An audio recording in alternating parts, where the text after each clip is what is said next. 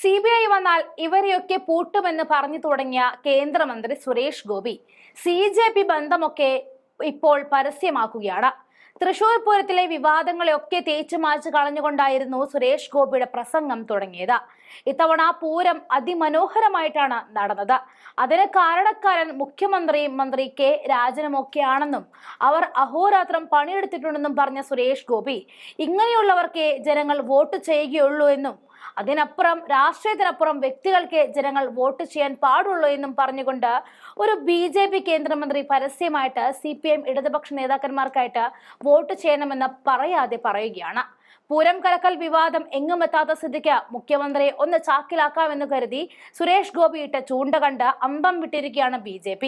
ആ വീഡിയോ ദൃശ്യങ്ങളിലേക്ക് പോകാം. ഒരു ഇലക്ഷൻ അങ്ങ് കടന്നുകൂടി ജയിക്കാൻ വേണ്ടി വക്രതന്ത്രങ്ങൾ, അത് മഹാപാപം തന്നെയാണ്. എൻ്റെ കാര്യത്തിൽ ഇപ്പോഴും അതൊക്കെ തുടരുന്നുണ്ട് കേട്ടോ. അപ്പൊ ഞാൻ തിരിച്ച് മൂന്ന് അക്ഷരം പറഞ്ഞാൽ മതി. CBI is the answer. Call the CBI എന്ന് പറയുമ്പോൾ പിന്നെ അതങ്ങ് അടങ്ങും. കാരണം CBI വന്നാൽ അവന്മാരെല്ലാം പൂട്ടിലാവും. പൂരത്തിന്റെ കാര്യത്തില്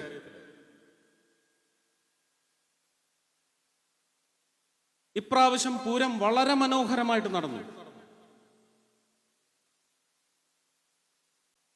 ബഹുമാന്യനായ മുഖ്യമന്ത്രിയാണ് അതിന് നേതൃത്വം നൽകിയത്.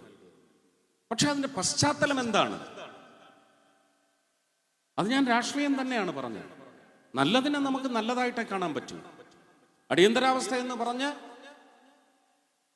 കരിക്കട്ട ദുരന്തം, അതിന്റെ പേരിൽ ഇന്ദിരാഗാന്ധിയെ ഈ നാടിന് കിട്ടിയ നന്മ എല്ലാം മറന്ന് പുച്ഛിച്ച് തള്ളാനോ പുലഭ്യം പറയാനോ എന്നെ കൊണ്ടാവില്ല. അങ്ങനെ ഒരു വലിയ ബൃഹത്തായ സമൂഹം നമ്മുടെ രാജ്യത്തുണ്ട്, നമ്മുടെ രാജ്യത്തിന് പുറത്തുണ്ട്. അപ്പൊ അട്രിബ്യൂഷൻ, നമുക്ക് സമർപ്പണ ബുദ്ധി അതുണ്ടാകും. പൂരം മനോഹരമായി നടത്തുന്നതിന് മുഖ്യമന്ത്രി നല്ല തീരുമാനങ്ങൾ, ചർച്ചകളിലെല്ലാം രാഷ്ട്രീയം മറന്ന് നേരിട്ട് വിളിച്ച് പങ്കെടുക്കണം. എന്തെങ്കിലും സജഷൻസ് ഉണ്ട്, ഇൻസ്ട്രക്ഷൻസ് ഉണ്ടെങ്കിൽ അത് നൽകണം, എൻ്റെ മുന്നിൽ വെച്ച് ഉദ്യോഗസ്ഥർക്ക് കൊടുക്കണം. ശ്രീ രാജൻ അഹോരാത്രം പണിയെടുത്തയാളാണ്. അദ്ദേഹം CPI ആയതുകൊണ്ട് എനിക്ക് അദ്ദേഹത്തെ തള്ളി പറയാനൊക്കത്തില്ല. അതാ പറഞ്ഞ വ്യക്തികളുണ്ട്, ആ വ്യക്തികളെ നമുക്ക് കണ്ടെത്താൻ സാധിക്കണം. ആ വ്യക്തികൾ നമുക്ക് ഉപകരിക്കപ്പെടണം. ഉത്തരവാദിത്വമാണ്. പക്ഷെ എങ്കിലും നമുക്ക് അങ്ങനെ ഒരു പ്രാർത്ഥനയില്ലേ ഒരു വോട്ട് ചെയ്യുമ്പോൾ, ഇതെനിക്ക് ഉപകരിക്കപ്പെടണം. ശ്രീ മോഹൻ ജോർജ്, ഞാൻ ദീർഘിപ്പിക്കുന്നില്ല, എല്ലാവർക്കും വീട്ടിൽ പോയി കഞ്ഞിയും പയറും ഒക്കെ കഴിച്ച് കിടന്നുറങ്ങാനുള്ളതാണ്. ആനിമൽ മാൻ കോൺഫ്ലിക്റ്റിനെ സംബന്ധിച്ച് ഇവിടെ സംസാരിച്ചു കഴിഞ്ഞു. നവ്യ പറഞ്ഞതാണ് ഞാൻ പറയാൻ ആഗ്രഹിച്ച പോയിന്റ്. കേന്ദ്ര നിയമങ്ങൾ സസൂക്ഷ്മം അപഗ്രഥിച്ച് പഠിച്ച് നിങ്ങൾ ഇവിടെ ജിയോ ഇറക്കുക. വളരെ നോർമലൈസ്ഡ് ആയിട്ടുള്ള ഒരു പ്രക്ഷുബ്ധതയും പ്രകൃതി സ്നേഹികളെയും മൃഗസ്നേഹികളെയും ഒന്നും വിഷമിപ്പിക്കാതെ, പിണക്കാതെ, മൃഗങ്ങളെപ്പോലും വിഷമിപ്പിക്കാതെ നമുക്ക് കാര്യങ്ങൾ ചെയ്തെടുക്കാൻ സാധിക്കും. പക്ഷെ ഇത് വരാൻ പോകുന്ന എല്ലാ ഇലക്ഷനുകൾക്കും ഒരു വിഷയമായിരിക്കണമെന്ന് പറയുന്ന രാഷ്ട്രീയ കുതന്ത്രം വിളയാടുകയാണെങ്കിൽ ഈ പ്രശ്നങ്ങളൊന്നും പരിഹരിക്കപ്പെടാതെ തുടർന്നു കൊണ്ടേയിരിക്കും. ഇപ്പോഴും നമ്മുടെ ഈ പട്ടിണി ഇൻഡെക്സിന് ഇങ്ങനെ എല്ലാവരും പുകഴ്ത്തിയാണ്. വളർന്നു, ഇന്ത്യയുടെ സ്ഥാനം 300ാമത്തെ സ്ഥാനത്തേക്ക് പോയി എന്നൊക്കെ പറഞ്ഞ് കൊട്ടിഘോഷിക്കാൻ വേണ്ടി ആനന്ദം പ്രകടിപ്പിക്കുന്ന അതുപോലെ തന്നെയാണ് പട്ടിണിയുടെ കാര്യത്തിൽ നമ്മൾ എത്രമാത്രം കൺട്രോൾഡായി, എത്രമാത്രം നമുക്ക് അഭിമാനിക്കാൻ തരത്തിലുള്ള ഒരു പൊസിഷനിലാണ് നമ്മൾ എത്തിയിരിക്കുന്നത്. ഇന്നലെ കൗൺസിൽ യോഗത്തിലും പ്രധാനമന്ത്രിയുടെ ക്യാബിനറ്റ് സെക്രട്ടറിയും വ്യക്തമായി വിളിച്ചു പറഞ്ഞതാണ്, ഓൺ റെക്കോർഡാണ്.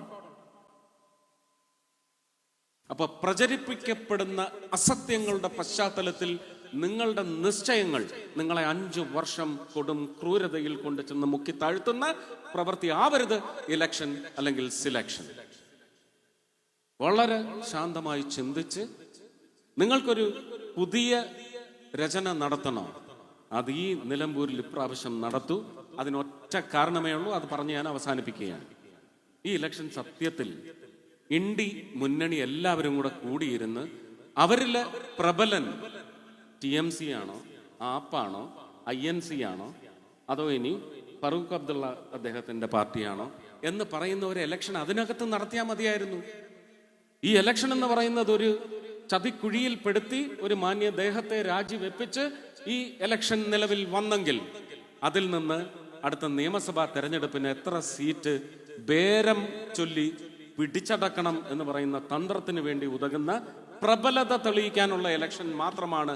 അല്ലാതെ ഇത് നിങ്ങളുടെ നന്മയിലേക്ക് വന്നു ചേരാൻ പോകുന്ന ഇലക്ഷൻ ആയിരിക്കില്ല. നേരെ മറിച്ച് ആ നിശ്ചയം നിങ്ങൾ ശിക്ഷ നൽകിക്കൊണ്ട് ശ്രീ മോഹൻ ജോർജിനാണ് ആ ഒരു വിജയം സമ്മാനിക്കുന്നതെങ്കിൽ ഞാൻ നേരത്തെ പറഞ്ഞില്ലേ, പടരും പടരും പടരും.